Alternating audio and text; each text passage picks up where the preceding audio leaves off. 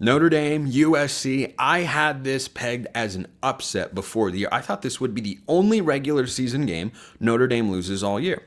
Instead, this is going to be a game Notre Dame wins and makes my preseason record prediction on Notre Dame be exactly spot on. I had them 11-1 before the year. They win this game, they are 11-1.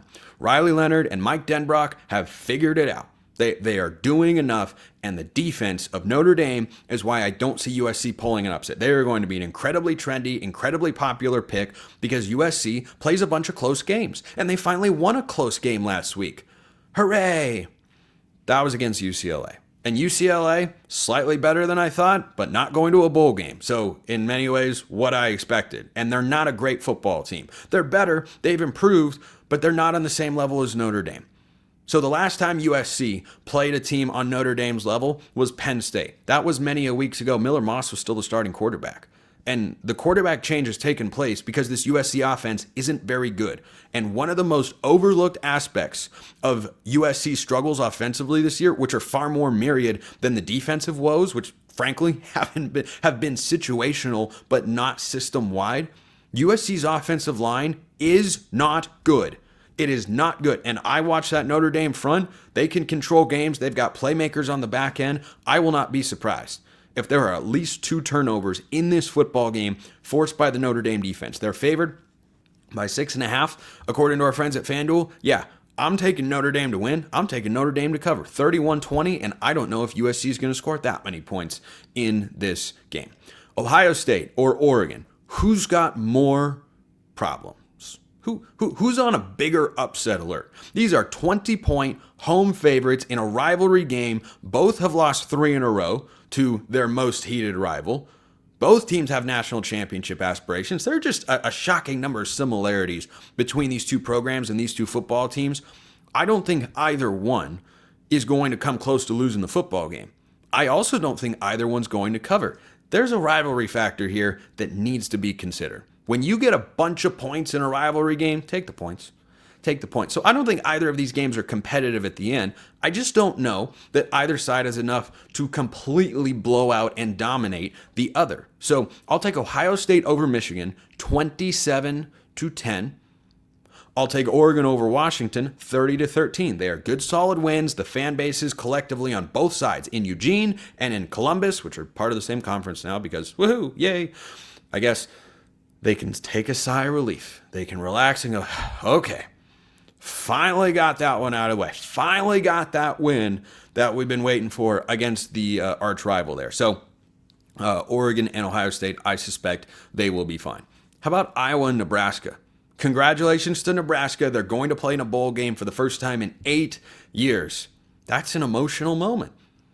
Now they have to go on the road to Iowa in an emotional letdown spot. No thank you. Iowa 20, Nebraska 16. I think the Hawkeyes win this football game. This could even be lower scoring than that. Just be prepared for that. That neither one of these teams offensively, it's just there. It's offensively played. I don't know that it's going to be played particularly well. I think Iowa will just barely cover. They're favored by 3.5. How about teams with a lot of urgency? There are a trio of Big Ten teams that are trying to become bowl eligible this week. This week. 2 teams. 2 teams? 2 teams. Okay, 2 teams that are trying to become bowl eligible this very week. There's one in the Big 12. That's where my head was at. So anyway, the first one is Wisconsin. Wisconsin is at home, favored by a whole 1.5 against Minnesota. Minnesota's quietly playing good football. They almost beat Michigan. They almost beat Penn State last week. The fake punt heard around the world in Happy Valley. I tell you what, that was a gutsy performance by Minnesota. I think it took it out of them. So this game being played in Madison, I'll take the Badgers. I don't know that this is pretty. I think this game can come down. This is one of those, a team had a field goal blocked or missed a field goal or made a miscue or had a penalty that kept a drive alive and led to a touchdown. One of those plays is going to be the difference. I think these are fairly evenly matched teams. Wisconsin 27, Minnesota 24. I'll take the Badgers playing at Camp Randall. Illinois playing Northwestern this week. 7.5-point road favorite. Swallow it. I'm swallowing the points. Illinois with, oh my goodness, Oh my goodness, what a game it was last week. Because the Illini were down, out, done, not going to win, and then all of a sudden, a Luke Altmaier miracle. How about that? But what's getting overlooked is Illinois is going for their 9th win of the year. Do you realize that if Illinois wins this game, their bowl game will be for a 10-win season? That's a big deal in Champaign.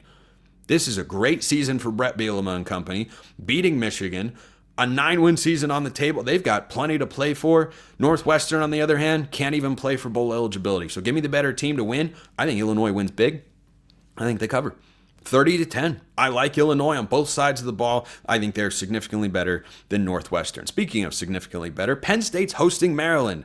Maryland not going bowling. That's unusual for Mike Loxley and company. Penn State, they're going to the playoff because they're going to win this game, go 11-1. That's the only thing that Maryland could be doing here, is potentially spoiling Penn State. But even at 10-2, Penn State's probably safe. So the perennial college football playoff bridesmaid is going to get in, and they are going to blow out Maryland. I think the upset potential for Penn State, that was last week. Now they're at home. Maryland's down, ready to just end the season. Penn State 38, Maryland 6. This looks like the Washington game from a couple of weeks ago. Michigan State is another one of those Big Ten teams playing for the right to go bowling. Oh, baby. What a first season that would be for Jonathan Smith and company. I believe the Spartans' preseason win total is 5.5, might have been 4.5, so it could be on the line in this game. They're playing Rutgers. This is a sub-field goal point spread. I'm going with the home team. I go with the home team in the Wisconsin-Minnesota game, going with Michigan State here. I feel confident. I'm going 1-1 at worst with those two picks. Michigan State making a bowl game in year one should send a message to the rest of the Big Ten that Jonathan Smith, he's ready. He's done this before. He's done this whole rebuild thing at a brand that isn't typically sitting on top of the conference every year. He's going to do well at Michigan State. And making a bowl game this year would be a great first season. Be a great first season for Jonathan Smith and that staff. 23-17, I will take them over the Scarlet Knights of Rutgers, who are already going bowling. Like Rutgers is already, you've already got your bowl game secured. Greg Schiano and company, who were unfortunately, not for them anyway, not able to navigate one of the easiest schedules in the Big Ten this year. But they're going to a bowl game, so it's not a disaster. Last week, though, boy, talk about a deflating loss. I think that can be it. Michigan State got a lot to play for there. And finally, UCLA. Vegas is so good. They're shockingly good. So their win total, UCLA's opened at 5.5 this year. And I said, whoa, hammer the under. Well, the under's going to hit. Then it moved down to 4.5. Do you know what the record is going into this game? It's 4-7 after losing to USC last week. Before the year, I would have said, I think Fresno State can beat UCLA. I'm picking UCLA to win this game. They're favored by 8 points. I think UCLA covers. I think Fresno State last week played well against Colorado State, but Tim Skipper's unit, they've been just okay. They're not bad. He's the interim head coach, interviewing head coach. Look at that, however you like. They're not a bad team, but they're not a great team. And UCLA is closer to a bad team than a great team, but over the last month or so, they've been kind of a good team. They were competitive with USC last week, couldn't quite get it done. I think Deshaun Foster takes some serious momentum into the offseason.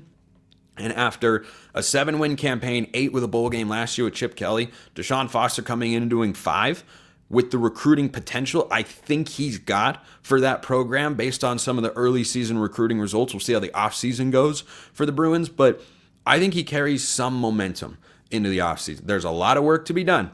A lot of work to be done for the Bruins, but Deshaun Foster, I had them as a 3-win team before the year. They're sitting at 4. I think they get to 5. And they win the game 34-20 over Fresno State.